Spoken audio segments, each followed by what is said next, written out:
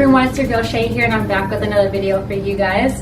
And this week's video is actually going to be another discussion. And I know last time I did a video off of a WikiHow article I found about how to date a otaku girl, but this one's actually about a news article I found on Anime News Network.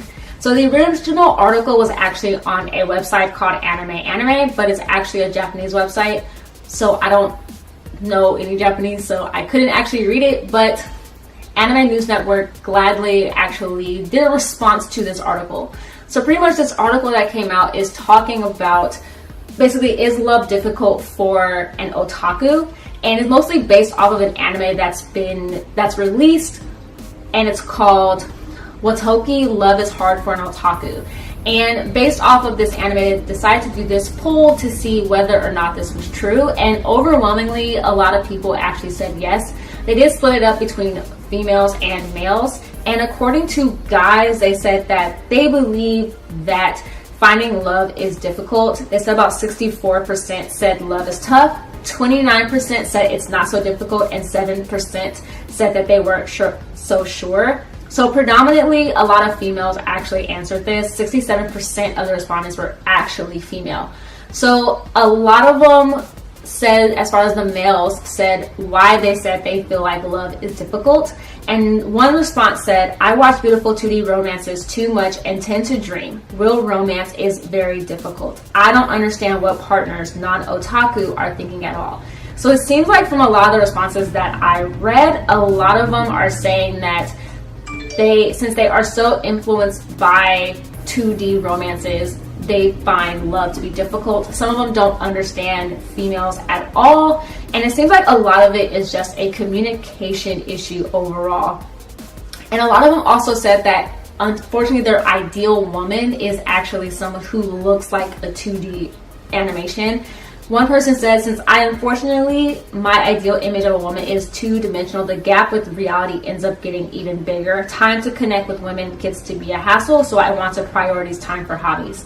That also seems to be another thing that a lot of people said they find difficult for love, is because of the hobbies. So since a lot of people's hobbies are anime, in this instance, people feel like they have to prioritize romance over their hobbies, so that can make it difficult because they only want to focus on their hobbies.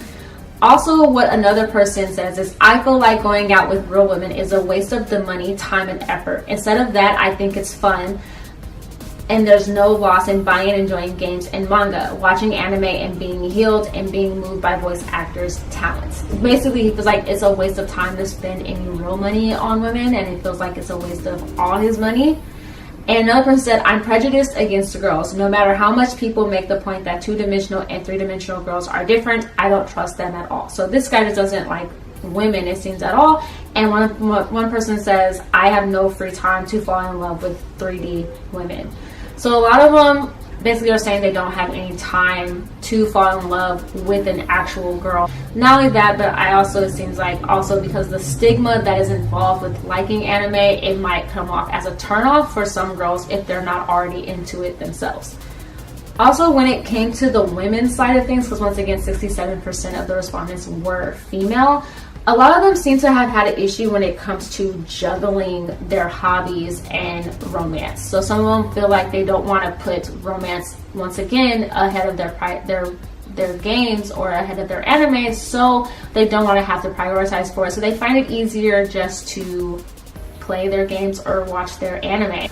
All I have to say about overall reading both of these two articles and thinking about how it was for me before I actually ended up getting a boyfriend, because I understand that dating can be very difficult, and I think there's a lot of reasons why dating is very difficult.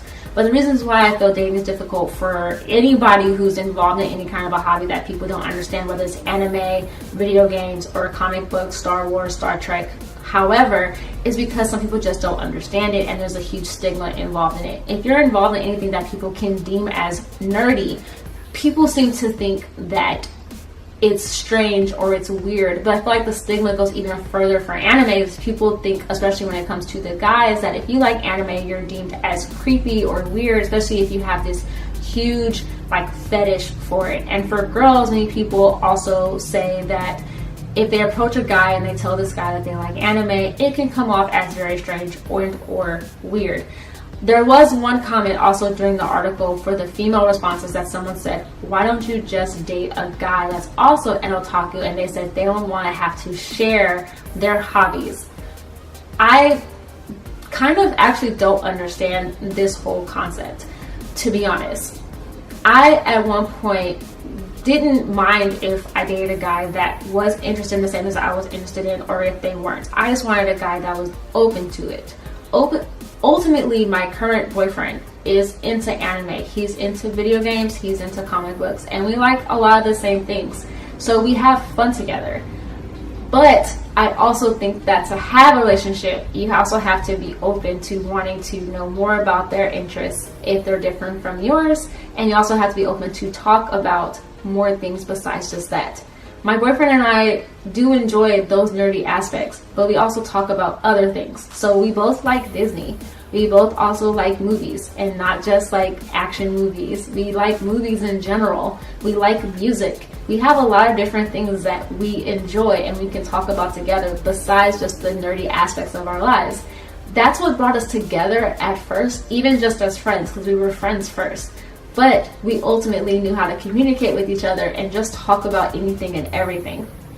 I know one point I actually put out a poll on my own Twitter, and overwhelmingly about 60%, if not a little bit more than that, of people said that they found love difficult as an otaku, or finding love difficult as an otaku.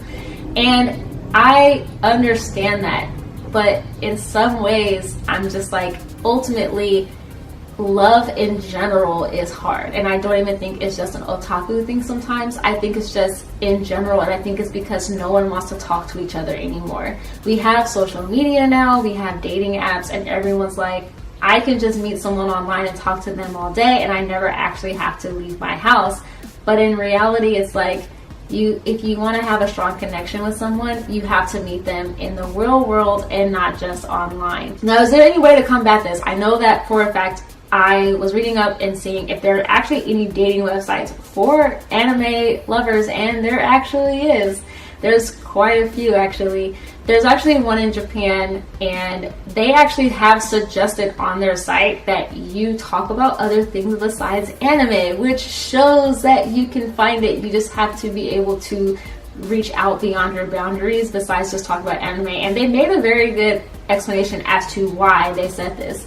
How are you going to talk to your boyfriend's or girlfriend's parents if all you can talk about is anime? You have to be able to have other conversations. What are you going to do regarding kids if you guys have kids together? Will that be all you talk about? And what if your own kids aren't into anime or any of your different hobbies that you have? Is that going to be a problem? So you have to be able to have other conversations besides that. Otherwise, the conversations can get very stale very fast because that's all you guys talk about. And I don't know about anybody else, but I can talk about anime with a lot of my friends that also enjoy it, but if that's all we talk about 24/7, it can get kind of boring. I enjoy talking about sports with my friends. I enjoy talking about movies with my friends. I enjoy talking about different gossip with my friends. It's fun, but I don't want to talk about the same thing all the time.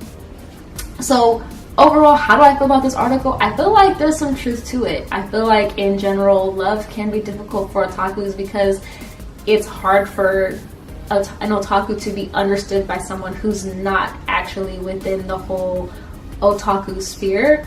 But I also feel like in general, love can be difficult and dating can be difficult. And to be honest, one of the things that I also really related to regarding this is the whole aspect of not being understood by someone who isn't into anime. That was one of my greatest setbacks when it came to dating, is that I was afraid that if I liked someone who was not into it and tried to tell them about it, they would think I was childish, they would wonder what is wrong with me, and it would be a huge turnoff. And that's kind of what others told me also, but I kind of showed them because now I have a boyfriend that's actually into it and all is well with the world. But yeah, what do you think though? Do you think dating is difficult for otakus? I told you my reasoning as far as why I see both spectrums of it and how it can be difficult and how it kind of isn't difficult, and just how dating in general is just difficult now. But What do you think? What are your experiences with dating as an otaku? Have you been able to find a boyfriend or girlfriend? Is it hard for you to find a boyfriend or girlfriend? Or have you just kind of been done with dating altogether and you're just like, I'm just fine with my anime for now?